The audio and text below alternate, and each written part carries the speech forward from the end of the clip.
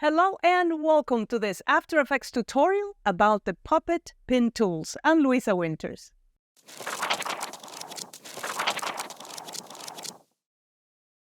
Here in After Effects, let me show you where the Puppet Pin Tools are. They are here. They're the Puppet Position, Starch, Bend, Advanced, and Overlap.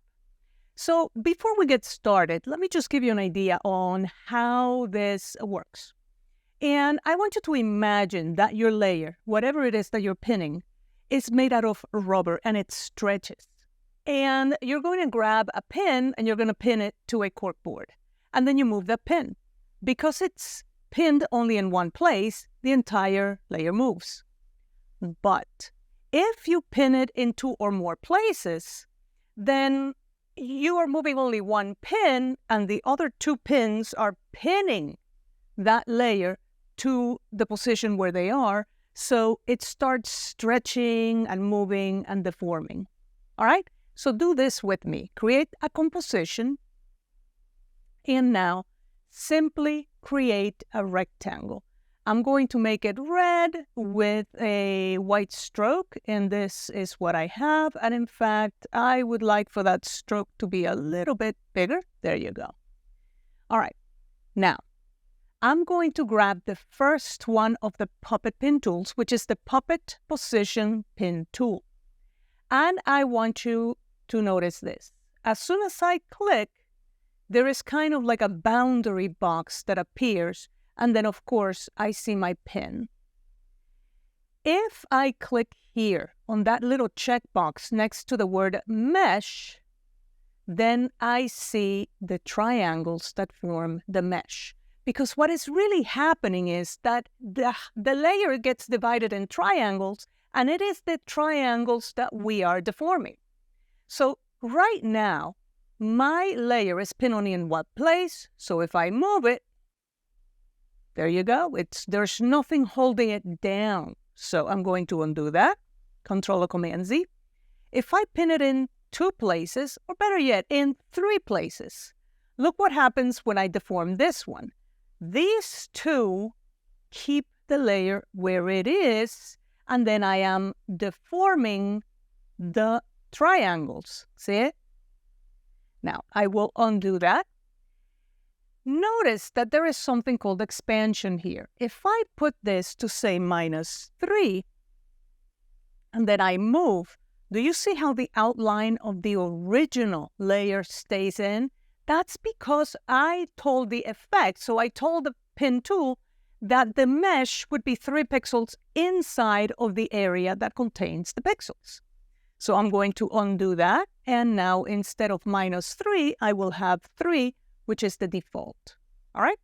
Now, notice that there is a density here. If I change that value to, say, a 12, you're going to see that we have a heck of a lot more triangles here, which means that our deformation can be smoother. Of course, it's going to take longer to render, but it will be much smoother. Look what happens when I bend like this. All right, I'm going to undo that, and I'm going to go back to a 10. In fact, I'm going to go back to a 3. Look what happens. Do you see how not smooth this is? I see straight lines here, and that's because I don't have enough triangles for a smooth curve. All right, so I will undo again and change this back to 10. All right, now, if I position the playhead where I want to start my animation, and then I press and hold the Control key, Command on the Mac, notice that my mouse cursor changes into that little keyframe stopwatch icon. What that means is that if I click and drag, I'm actually recording that motion. And I even have keyframes in the timeline. So if I play this back, there it is, and I am indeed keyframing that motion. And I see now that 3 for an expansion is not good enough. I'm going to write a 5, and let's see if that works. Yeah, I think so. Nope, No, no. So we're going to do more. Let's do a 10. And I'm going to delete that puppet. And now I'm going to add this again. And let me see if I can actually expand it more than that. There you go. That's an exaggeration, but now you can clearly see that the triangles are outside of the boundaries of the rectangle. Alrighty, so there is another option here for record options. If you click there, a dialog opens up, and this is the speed at which you are recording the animation, like when you press and hold the Control or Command key. Right, so if you do it at 200%, for example. So 100% is real time, right? But if you do it at 200%, when you record, the playhead is going to go twice as fast, which means when you play back, it's going to go twice as slow. Let's show the mesh, and here we go. Look at the playhead. It's going twice as fast. So when I release the mouse button, now the motion is going twice as slow. All right? So I'm going to undo that. And if I go back to record options and instead of 200%, I put 50, when I move, so this is for precision, right? So when I'm moving the pin, the playhead is going twice as slow, which means when it plays back, it will be twice as fast. Let's go ahead and do that.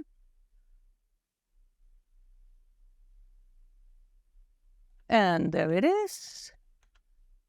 And you can clearly see that that is exactly what is happening. All right, I'm going to undo that, and I'm going to get rid of the puppet pin tools because I want to talk about a different pin tool now. In fact, I want to talk about the puppet starch tool, which is the next one. If I starch something, like here and here, I want you to notice that immediately, as soon as I put those two pins, do you see how these triangles became more dense in between those 2 points? Look on this side, 1 and 2. See how they are denser? Look what happens now when I use the puppet position pin tool. So 1, 2, and 3. If I deform this, those parts are a little bit stiffer. All right, so this is, relatively speaking, new. There used to be a puppet starch pin tool in earlier versions of After Effects in which you would control the influence and the strength of the starch. But now there are no options, but you can see clearly that it's happening automatically. All right? So I am going to recommend that if you're going to deform using the position or any of the other tools, that you actually add the starch pin tools before so that you can clearly see what is happening with the mesh. And yes, show the mesh. All right, so I'm going to go ahead and delete that puppet effect because I want to talk about something else. I want to talk about the puppet bend pin tool. Right, so I'm going to do the same thing, 1, 2, and 3. And I want you to notice now in the timeline that I have scale and rotation available for each one of my pins. And yes, keyframes were added automatically. And in fact, I'm going to move them to the beginning of my composition. Look what happens when I rotate. I'm going to rotate this one. See it? I'm going to rotate this one now. Look at that. And yes, all of these can be animated. And finally, the last one. But I don't just have a rotation. I also have scale. Look at this. Boing. Smaller, bigger. Doesn't it look like 3D? This is amazing stuff. I'm going to make this one smaller. And I'm going to make this one even smaller. Look at that. I love it. All right? So I'm going to go ahead and delete this only because I want to show you one more tool. And that is, let me go ahead and delete it. That is this tool, which is the Puppet Advanced Pin tool. if I just click in 3 places like we've been doing, notice that this one is coming with a circle. And if you look in the timeline, now I can control position, scale, and rotation. So I can rotate, and I can control scale like this, just using the circle. And of course, I can also scrub these in the timeline, and I have the added position. So this is like an all-in-one tool, right? All right, so I'm going to go ahead and delete this. And I'm going to create another bar, this time longer and thinner. All right? I'm going to use either you can use either the Puppet Advanced Pin tool or the Puppet Position Pin tool. And let's just pin it in a couple of places. I'm going to lower this one here, and I'm going to bring this one. Yay. And this one, yay. Right, and I'm going to rotate them. There you go, like that. And in fact, I think I'm going to rotate this one like yay as well. And there you go. So I have something like this. Now, I'm going to zoom in just so that you see what's going on.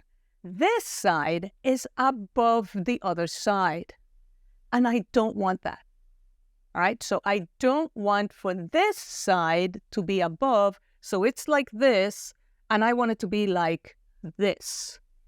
That is what the Puppet Overlap Pin tool does. So now I'm going to select the Puppet Overlap tool, and I'm going to select the layer, and we are going to see that the original shape of the layer appears in here.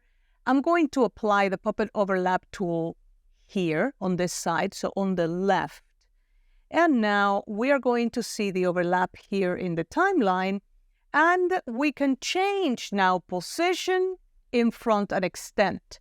Let's change the extent. You see how as I increase the value, more and more of these triangles are selected?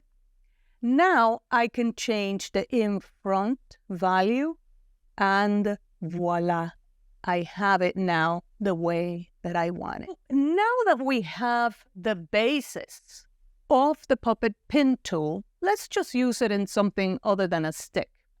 So let's go ahead and import a file that we have in the exercise files under the Illustrator files, and the file is called girl.ai. And let's just import it as footage, because it's going to be one and only layer. And let's create a composition. Let's call it girl. And let's add the girl to that composition. If you don't have those files, you can download them. The link to download those files is in the description of this video. And these are the files that I've been using so far for almost every single one of my videos. All right? So here we go. I'm going to go ahead and reduce the scale of this to about yay. And this is good. And now I'm going to use the Puppet Position Pin tool, and I'm going to pin her here and here, and at the top, at the knee, and at the bottom of each leg, at the top, elbow, and bottom of each arm. And now we can simply start animating. So press and hold Control, and I'm just going to bop the head a little bit, like that, not too much. Now the arms, the other arm, the leg, and that leg. And now I will select the layer, press the letter U, and these are all of my keyframes, right? I can now separate these keyframes a little bit more to have them go a little bit slower. And in fact, I can just select them all, press and hold Alt, and then click on the last one and see how they go like an accordion, right? I'll do the same with this one here.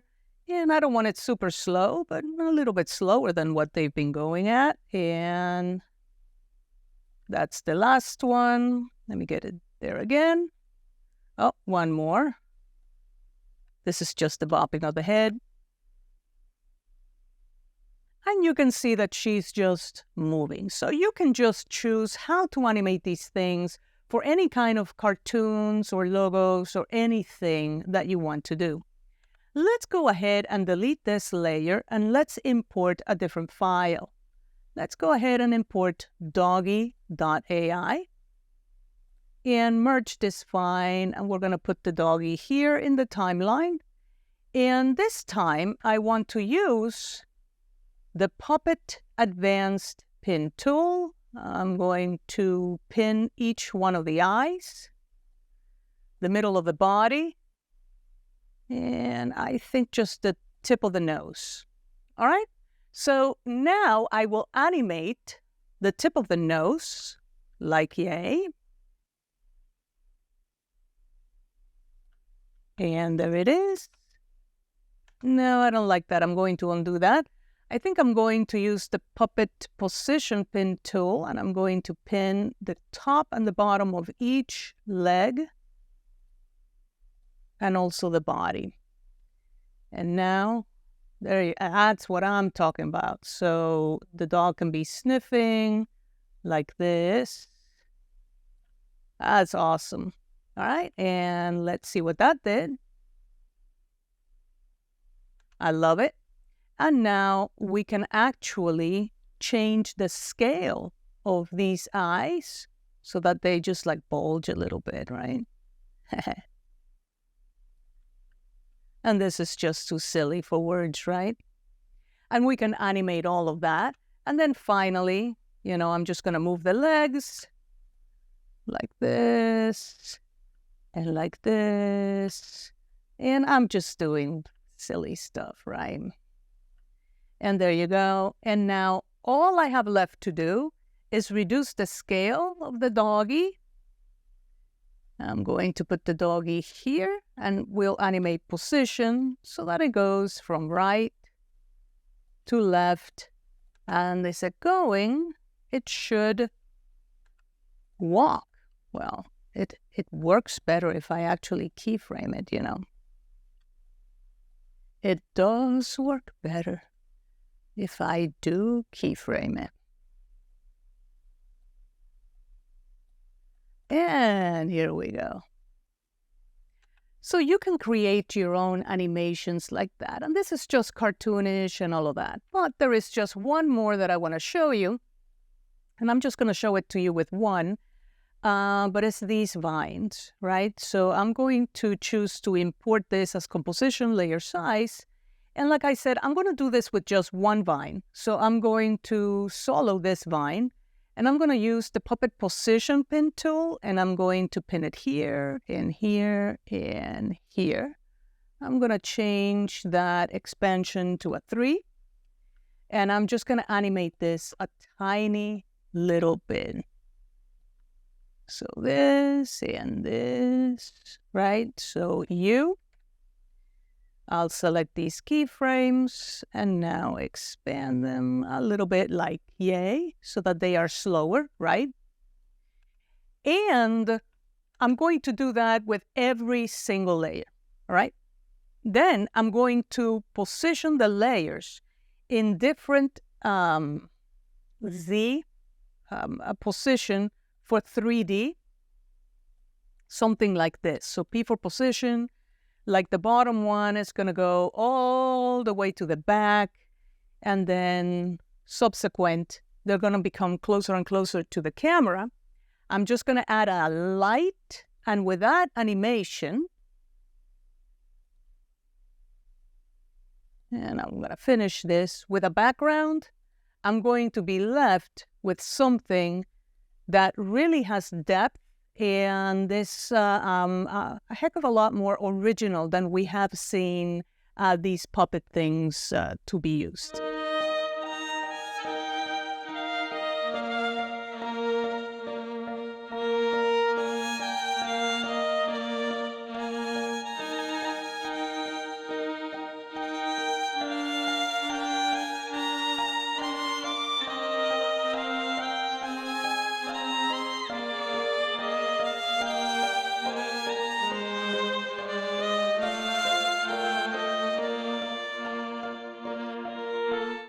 In addition to that, you can use the puppet pin tool in actual video layers. So you can actually, if you have a video of, say, smoke or particles or explosion or whatever, you can actually guide those things wherever you want by deforming the entire layer and putting it where you need to put it. All right, so this brings us to the end of this tutorial on the puppet pin tool. I hope you enjoyed it. If you did, please don't forget to hit like and subscribe. And thank you for watching, and I hope to see you next time.